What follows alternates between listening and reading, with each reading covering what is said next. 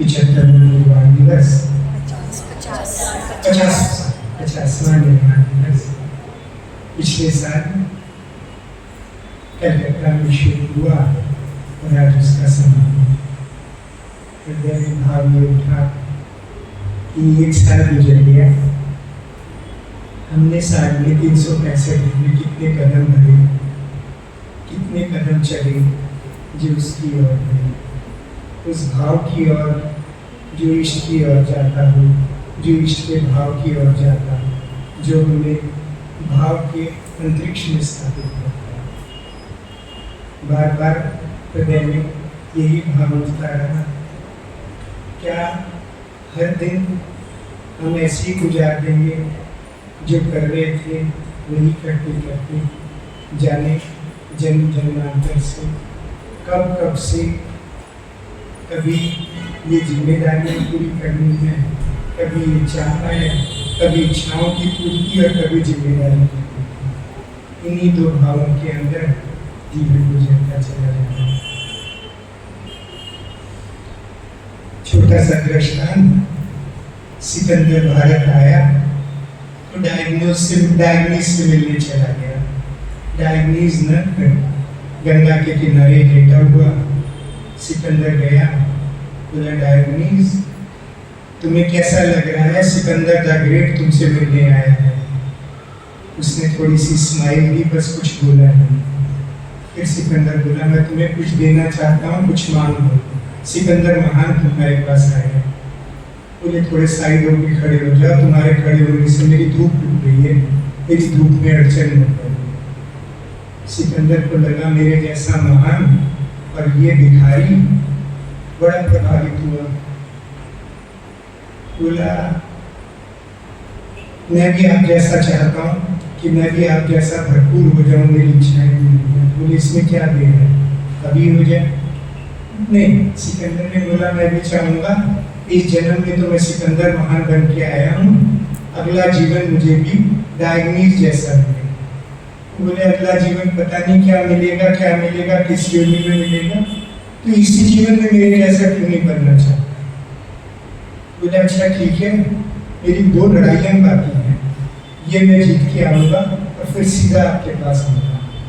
फिर डायग्नीज ऐसा बोला ये लड़ाई तेरी कब पूरी होने वाली है, और वास्तविकता यही हुई। सिकंदर उसी लड़ाई में मारा गया और कभी वापस न आ पाया। हृदय भाव यही आता है, ये काम पूरा हो जाए, ये बच्चों की पढ़ाई हो जाए, बच्चों की शादी हो जाए, ये सेट हो जाए, मेरा ये हो जाए, शरीर स्वस्थ हो जाए, तब ये हो जाए, तब ये हो जाए। बस इसी में ही जीवन यूं ही गुजरता चला जाएगा। और आज भाव यही आ रहा है कि प्रतिदिन कम से कम एक कदम, एक भाव, नव भाव, कुछ पल के लिए, क्षण के लिए।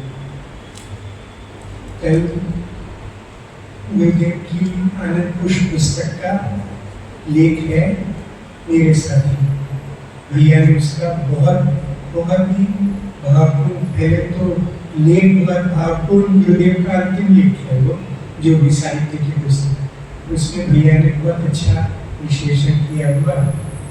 उसकी पहली पंक्ति जहाँ शुरुआत होती है वो ये है कि प्राणी का साथी प्राण, प्राणों का साथी प्राणवायु, वायु का साथी शक्ति, शक्ति की साथी प्रकृति, और प्रकृति का साथी पुरुष, और पुरुष का साथी जड़ चेतन के प्राण।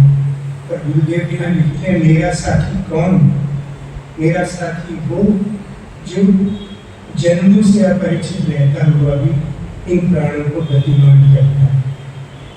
हृदय में बिजली सी कौड़ गई, ऐसे लगा मेरा साथी कौन, मेरा साथी वो जो पल पल मेरे साथ है, जो पल पल मेरे प्राणों का प्राण है, मेरे प्राणों को गति देता हुआ हर समय अपनी करुणा से, अपनी वरुणा से मुझ पर रस बरसा रहा है, मेरा ख्याल रख रहा है। साथी वो आज गुरुदेव के निर्वाण दिवस पर यही भाव आता है कि जैसे गुरुदेव ने बाबा के अंदर ऐसा साथी पाया जो हर पल जन्म जन्मांतर कर लिखते हैं उस लेख में कि ये शरीर रहने तक और शरीर के गिर जाने पर भी जो साथी हो मेरा साथी तो हो। आज उसी भाव से गुरुदेव हमारे हृदय में ऐसे भाव से प्रतिष्ठित हो, ऐसे पिष्ट होकर के बैठे कि वो साथी पल पल हमारे साथ रहे, हमारे प्राणों का प्राण, हमारे प्राणों का प्राण, जो हमारे ऊपर स्नेह बिखराता है और हम उसके साथ में प्रेम का। पिछले वर्ष गुरुदेव के निर्वाण उत्सव पर कुछ पंक्तियाँ लिखी गई थी जो कलकत्ता में के उत्सव में, बस वही पंक्तियाँ दोहरा रहा हूँ। मेरे गुरुदेव विरोधाभास कबीर प्रकृति में नित्याभास पुरुष पुरातन हो। वह यही आया कि संतों का निर्वाण कोई संतों का गमन नहीं होता, संतों का निर्वाण दिवस होता है जो निर्वाण और विनाश दोनों से परे चले जाए, वो निर्वाण। विरोधाभास कबीर प्रकृति में नित्याभास पुरुष पुरातन हो। जन्म मृत्यु के अनवरत चक्र में अमृत तत्व सनातन हो। जन्म मृत्यु के अनवरत चक्र में अमृत तत्व सनातन हो। जय पराजय के आवर्तन में निष्काम कर्म से लक्षित हो। आप वो जो जय पराजय में भी एक से, जय पराजय के आवर्तन में निष्काम कर्म से लक्षित हो।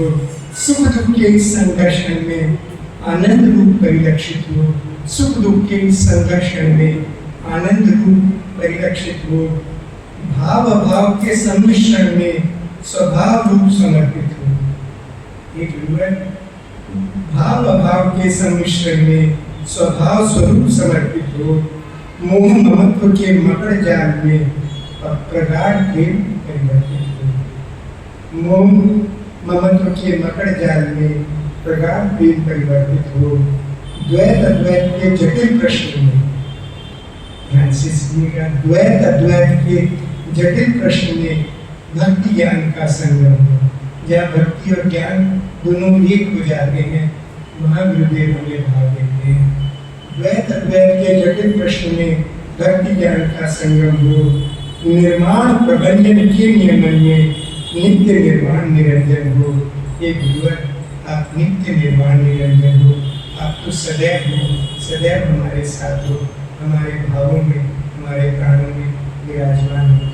बस हमें तो आपको महसूस करना है, आपको जानना है।